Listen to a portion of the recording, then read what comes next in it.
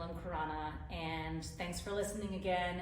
I wanted to talk to you about the 18 to 24 month development. A lot of things happen now. I may say that every time, but it's just so amazing how much children develop in such short periods of time. But between 18 and 24 months, the words that they've been hearing and processing all along start coming out now. So many times before here, they're using all their nonverbal communication, but they're not associating that nonverbal communication with actual words. And now the words are going to start coming out. So at 18 months, I want them to have a minimum of 3 to 5 words, which are sounds that mean something used to communicate.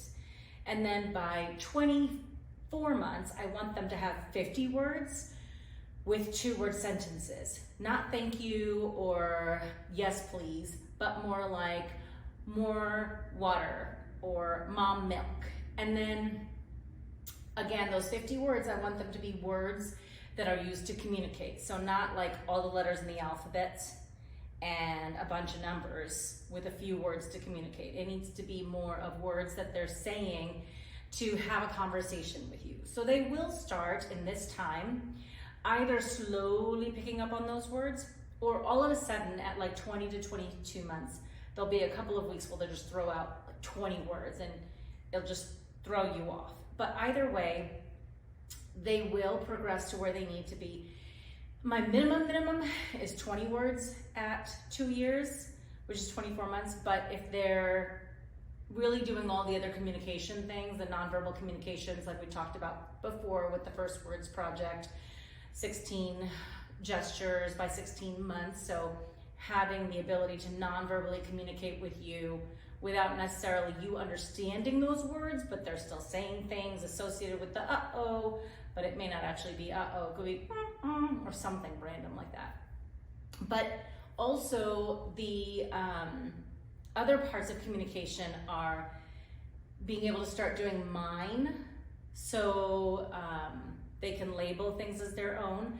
They can say something to let you know, help, or look at this. And again, that's going to be associated with a nonverbal communication. So pulling you or grabbing your face or putting something in your hand is not neurotypical nonverbal communication.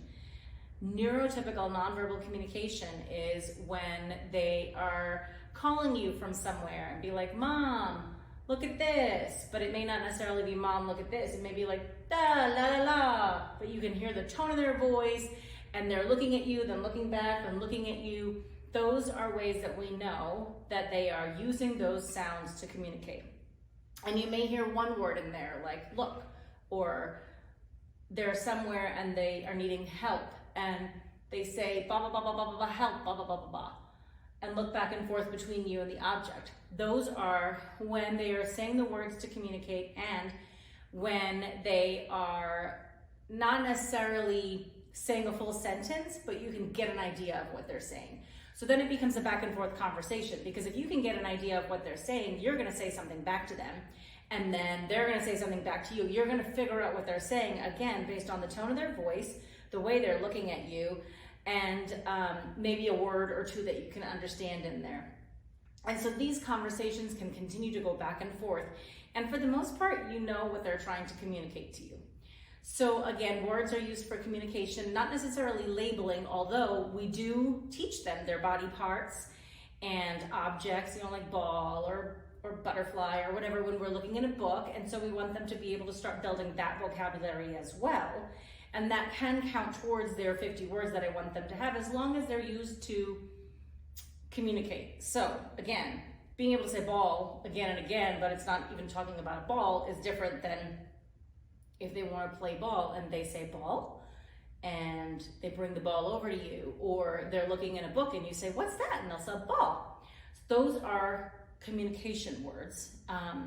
And again, the labeling of things is very different in that randomly just being able to pick up letters and say what those letters are not as key as the words used within a form of communication with you. So with that, that's a lot of the communication part. A lot more of the social emotional development starts coming in now. So the desire to do things, So, and that ties very closely in with their ability to reach certain milestones. So for example, climbing up steps to a ladder in a playground to go on the slide, waiting their turn, all of that stuff has to do with the social emotional foundation first. And then if they want to, they will be able to start climbing up steps on the ladder with some help, holding your hand. They'll start jumping and being able to get 2 feet off the ground, sometimes just a little bit, sometimes more. They'll definitely be running. And then with their fine motor skills, you know, they're using their hands to eat, to draw, and the desire to draw has to be there, but we want them to be able to sit down and be able to draw.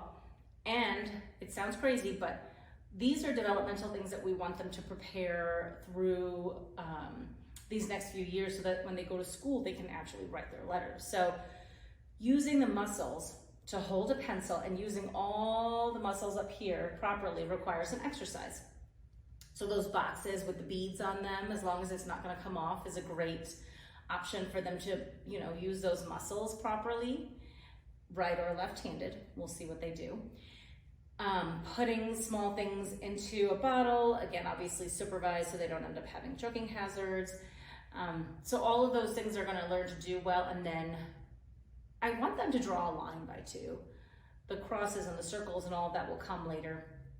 It doesn't have to be perfect, but I want them to start being able to do that so that they understand all of the reasons to do that and also have the motor ability to do that. So that's really the big stuff regarding things like potty training and other grander skills that we want kids to have, which again, a lot of kids will understand that at this age to potty train.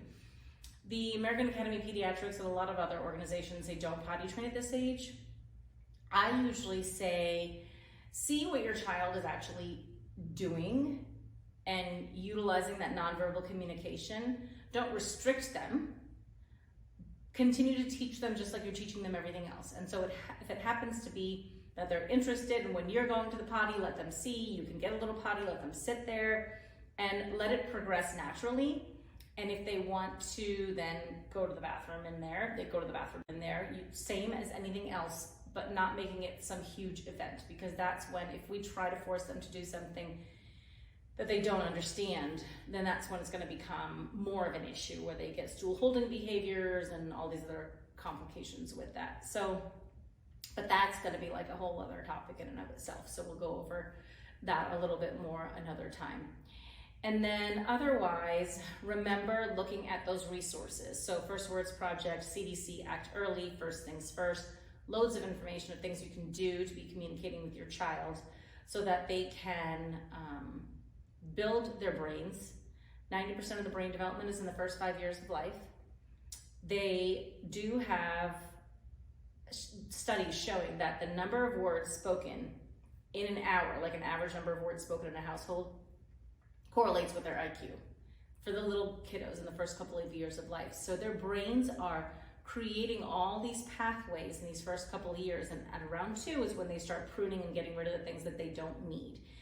But the more exposure to other people talking, the more exposure to other kids, the more exposure to just hearing things, not necessarily a television, but people having conversations, the more likely they are to learn, build those pathways, and create more of their brain power and ability to learn things. If they don't get exposed to it, they can fall behind. And the COVID quarantine is one of those areas where a lot of kids are not exposed to enough and they're falling behind. So another thing to keep in mind is if kids are falling behind, it kind of falls into a couple of categories. One is they're not challenged, either by parents doing everything for them, or they don't get exposed to the opportunities by being around other kids, by being in sort of a daycare setting and things like that. Or they do have some sort of developmental delay. And if they have a developmental delay, what is it? And figuring out how to help. So much